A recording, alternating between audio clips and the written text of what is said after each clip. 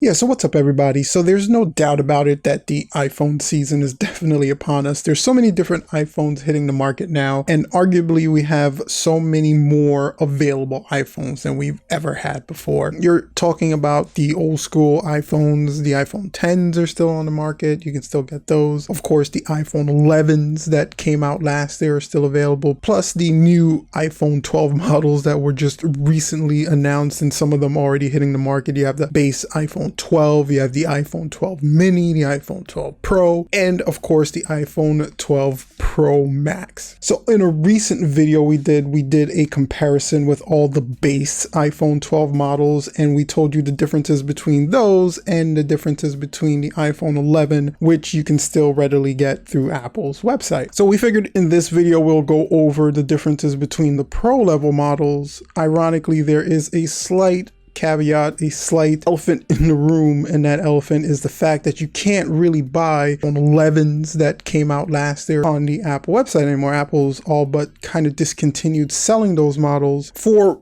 a specific reason. One, they don't want to dilute the iPhone brand too much on their website. The other one is they kept the prices of the Pro and Pro Max the same as last year's Pro and Pro Max. So I guess they didn't want to offer too much of a discounted option on their website, because a lot of people would probably just go for the discounted 11 Pro and Pro Maxes because they're fantastic iPhones and they're great options. So they didn't want to really compete too much with themselves. So if you are looking for an iPhone 11 Pro or 11 Pro Max, you're going to have to go to an authorized Apple reseller like a Best Buy or anywhere that they sell iPhones. So you're going to have to do a little bit of hunting, but these phones are still really great phones. And since these 12 models are on the market, you're going to probably get them at a really great price. So they're definitely worth hunting for. But if you want to check out that base model video, I'm going to make sure to link it in the description of the video and also in the card up above. And if you find any of the information in this video helpful at all, do us a favor and subscribe to the channel. It definitely means a lot. So we can start by talking about the design, but it's not a big departure from the older iPhones. Sure, there's some square edges, the notch is still there, the screen is a little bit different, but for the most part you're getting some additional antennas and just a really slight change in the overall body and design of this iPhone. It's a lot boxier, and I actually like this look, but it's not a grand departure like it's going to affect you purchasing this over last year's. One of the biggest things from the iPhone 12 models to the iPhone 11 models is the inclusion of 5G. It's a huge thing probably later on going forward, not so much now, but if you're going to be keeping this next iPhone you purchase, especially if you're like coming from an older generation, like generation 2 or 3 generations back, and you want a brand new phone and you're going to hold on to it for as long as you held on to your previous phone, 4, 5, 6 years, then the 5G capability will play a bigger role in which phone you pick. But if you're a person that doesn't hold on to your phone too long, or if you're going to be upgrading to the next iPhone that's coming out or the one after that, then the 5G conversation really doesn't play too much of a role in which iPhone you should select. And that's really because 5G is not so much going to be a thing for the next couple of years. Sure, it's going to be faster than 4G LTE, but there isn't a lot of 5G experiences built out because the network itself hasn't been built out yet. And it probably won't be built out and rolled out for the next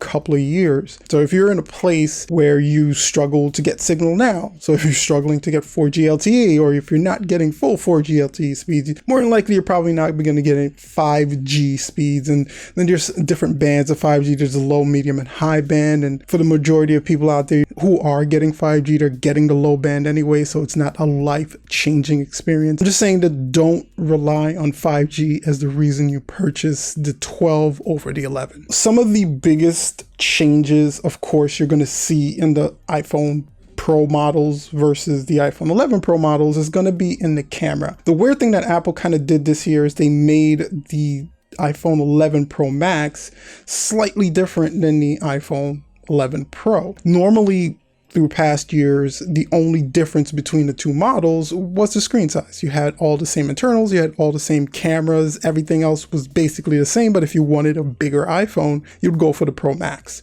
This year, it's a little bit different. The camera is slightly different and it offers some additional tweaky features that you can get on the Pro Max that's not available on the iPhone Pro, which bodes an interesting question. Do you think it's a good idea to differentiate the two phones? Do you think Apple should go through with this model of making the Pro Max the best iPhone available, or are you in the camp that they should really just keep them both the same specs but offer one at a bigger screen size? Because what if you do want the additional specs but you don't want the larger screen? You're kind of stuck buying a smaller iPhone that doesn't have all the latest and greatest specs. So like I said, the cameras have gotten a significant bump across the board. On the iPhone 12 Pro Max, you're going to see that same base 3-camera setup. It's going to be the same on the iPhone 12 Pro. The Pro Max has that ultra wide at 2.4, the wide at f1.6, and the telephoto is f2.2. On the 11 Pro, you had an f2.4, 1.8, and 2.0. Now on the base 12 Pro, you have the same camera setup as the 12 Pro Max, the f2.4, f1.6, but the telephoto lens on the Pro is different than the Pro Max. On the Pro, you're getting an f2.0. On the Pro Max, you're getting that f2.2. So some slight differences, like I said before. Now, on all the iPhone 12 Pro models, you're going to still get that deep fusion, and you're still getting the Apple RAW capability.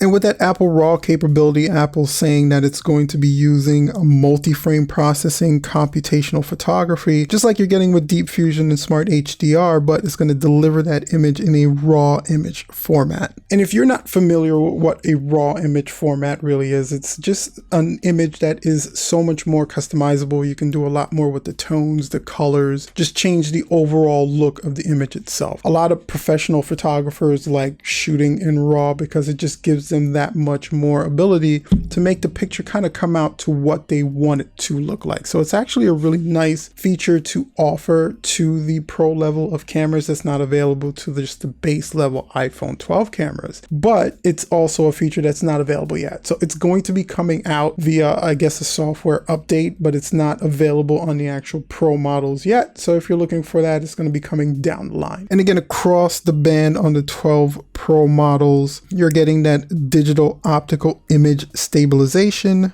but the 12 Pro Max has a built-in sensor shift optical image stabilizer. And this is a new piece of hardware that's adding to the software stabilization that's already built into the camera. It actually just kind of moves like a stabilizer would, making sure that your pictures, your video is as stable as possible. And this is just for the Pro Max. It's not in the iPhone 11 Pro itself. So this is one of those instances where the camera hardware is slightly different between the two Pro models. And you're still getting smart HDR3 for your photos, HDR for video recording, and you're getting that cool new Dolby Vision up to 60 frames per second on both the Pro and the Pro Max. So there's no difference in the Dolby Vision there. Dolby Vision 30 frames per second on the base level iPhone 12. Pro models kick it up to 60 frames per second, which is pretty awesome. And you're also getting night mode time lapse, and you're getting that cool new LiDAR camera that's going to help with the night mode portraits, faster autofocusing in low light, and some really cool AR experiences for anyone that uses their camera for AR. So like I said, you can see that some of the biggest changes to the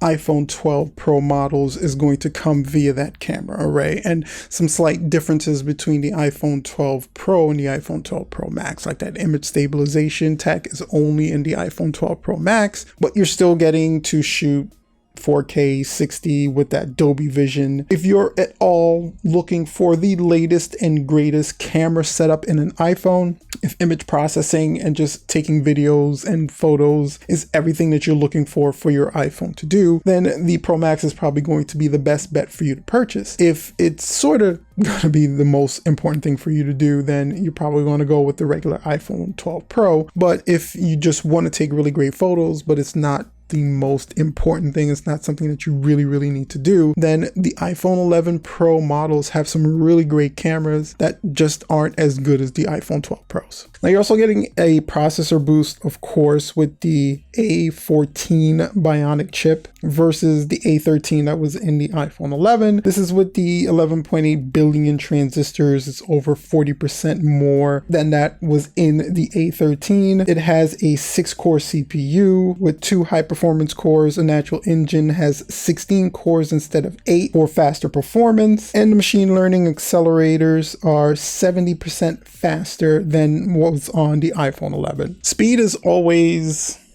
relative to what you're coming from anyway, so I can say that the iPhone 12 is faster than the iPhone 11, but the iPhone 11 is faster than the iPhone 10, and it's faster than the iPhone 7. So if you're coming from an older iPhone to begin with, the iPhone 11 may be fast enough for you already. So if speed is really what you're looking for, either one of these models is going to be faster than what you currently have. So you don't necessarily need to go to the fastest model, but the fastest model is going to be the more expensive model. So if you want to save yourself some money but still have a faster phone, you can go for an iPhone 11 Pro or 11 Pro Max and still be good to go. If you're coming from an 11, the 11 Pros, the 12 Pros probably going to be not significantly faster than what you have, but it will be faster than what you currently do on your iPhone 11 Pro. So again, speed is always subjective to where you're coming from to begin with. If you're looking for a phone that's faster than the one that you have, but you're coming from a couple of generations back, you still have some really great options between the 11 and the 12. So the display's also gotten a bump. You're getting a 6.5 inch on the 11 Pro Max, and that's being bumped up to a 6.7 inch on the 12 Pro Max. A 5.8 inch on the 11 Pro is being bumped up to a 6.1 inch on the 12 Pro. And you're also getting that ceramic shield. Has held up pretty well. If you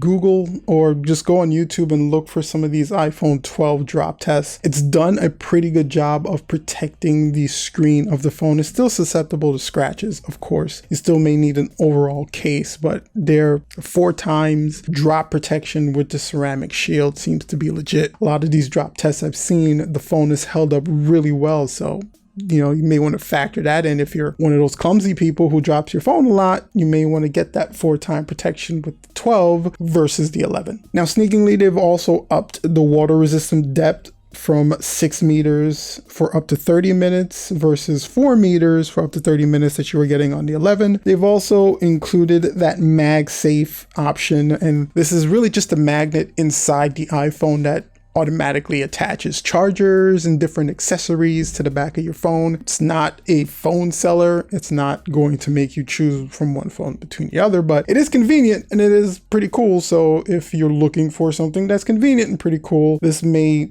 accelerate the 12 over the 11. Now, like I said, the iPhone 12 and 12 Pro Max are going to be available. The 12 Pro Max is actually going to be available in November. The 12 Pro is already out. I think you can go ahead and order that from the Apple website.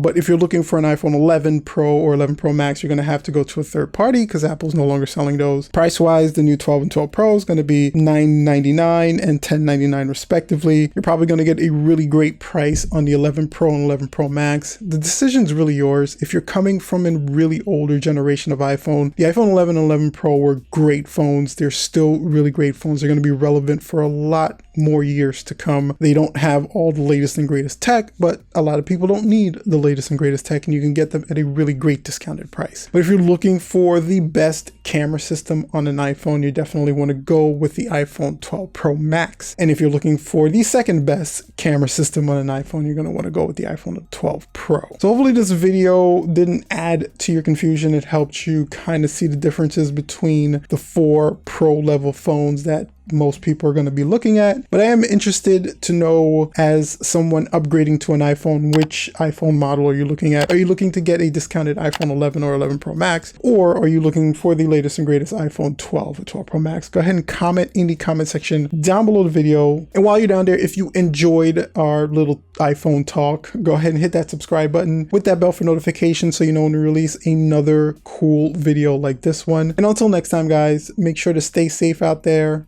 Go get your iPhones, and until I see you next time, peace out.